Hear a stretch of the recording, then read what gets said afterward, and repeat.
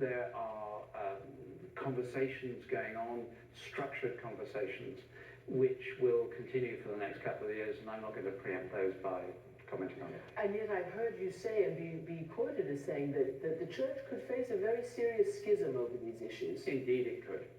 And part of what we're trying to do is, if we disagree, to disagree well.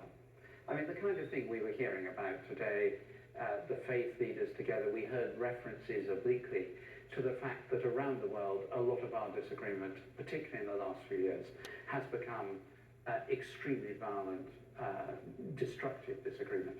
The part of the role of the church is to demonstrate that even on things people think are fundamental, incredibly important, that they can disagree well and in love.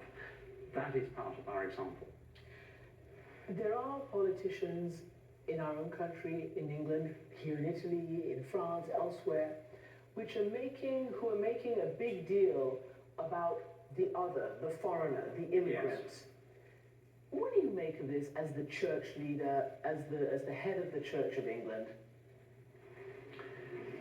Two things. First, the United Kingdom, England, is a very, very crowded country. Since 2010, the Financial Times this morning reported we've had net immigration of over 600,000 people. And immigration is something that has to be handled carefully because it is a cause of strain in communities where very large numbers arrive. It always has been. There's an amazing chapel in Canterbury Cathedral in which the Dean of the Cathedral gave a space for worship to Huguenot refugees from religious persecution in the 16th century. He gave it to them temporarily. It's still there. They still have a Sunday service every week. It is the great tradition, secondly, of this country to be a place of asylum and safety and rescue and hope for people from all around the world.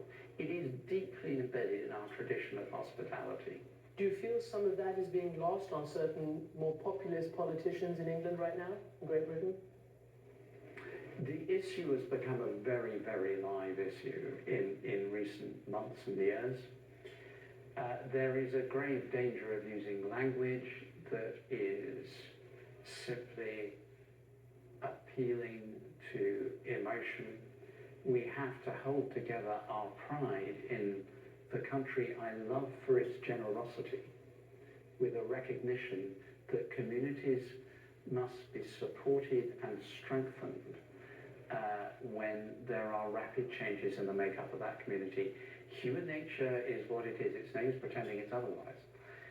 But our tradition is so great in Britain of welcome and reception.